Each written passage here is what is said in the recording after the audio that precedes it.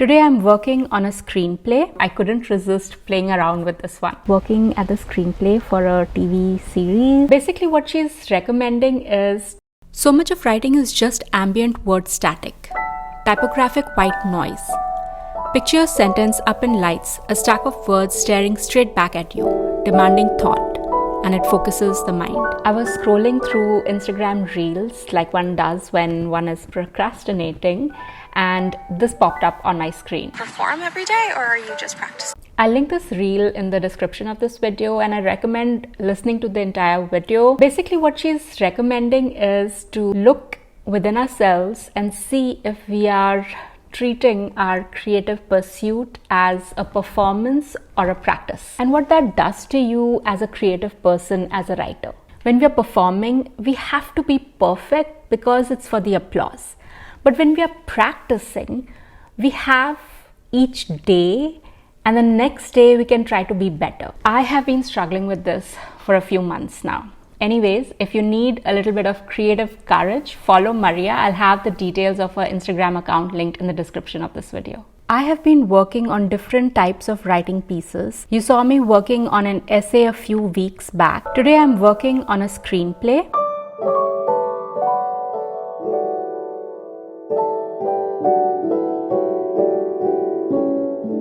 There are a few reasons why I've been playing around with screenwriting, but primarily it is to ignite my love for storytelling. And I love trying out different writing apps, and when I got the opportunity to try Arc Studio, I was given a free subscription to Arc Studio's Pro account to review. I couldn't resist playing around with this one. I have been a stickler for writing at my desk, and that is what I prefer to do when I'm on hard deadlines. But with this current phase of writing for joy and experimenting with my writing, I'm also allowing myself to experiment with writing in different places.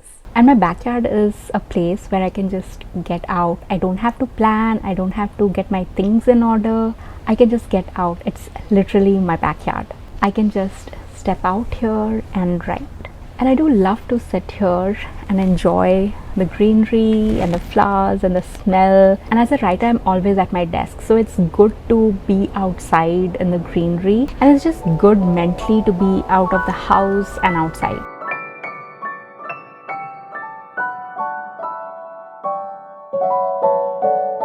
Right now, working at the screenplay for a TV series. I'm thinking it's about 6 episodes.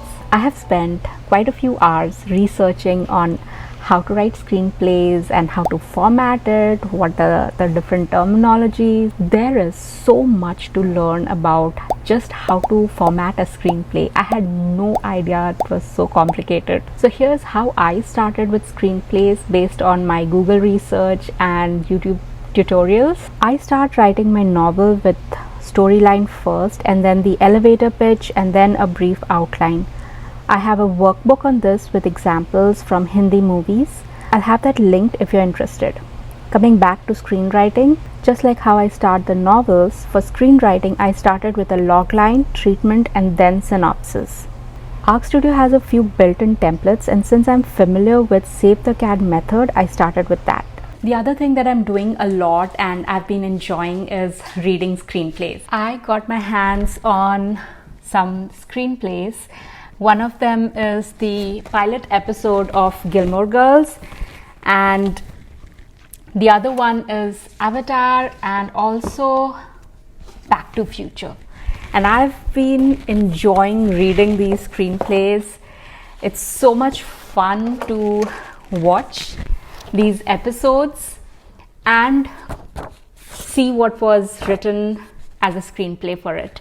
So I have been watching Gilmore Girls pilot episode and reading the screenplay, and then I watched it as I was going through the screenplay. That was so exciting. The other one that I am reading at the moment is Avatars, and then I'm planning to watch the movie and then do the same thing while watching the movie, go through the screenplay again. There are so many movies that I would love to get my hands on their screenplays, but if you're interested, I'll leave a link to the place where I got these screenplays from. Here are a few things that stood out to me while trying Arc Studio. First of all, they have a trial period and you don't need to provide your credit card information to try this app. Listen, I'm all for trying different writing apps, but if an app is asking me to give my credit card information to just try the app, I'm not going to try it. And that's what I liked about Arc Studio. They don't ask you for the credit card information just to try the app. If, like me, you are new to the world of screenwriting,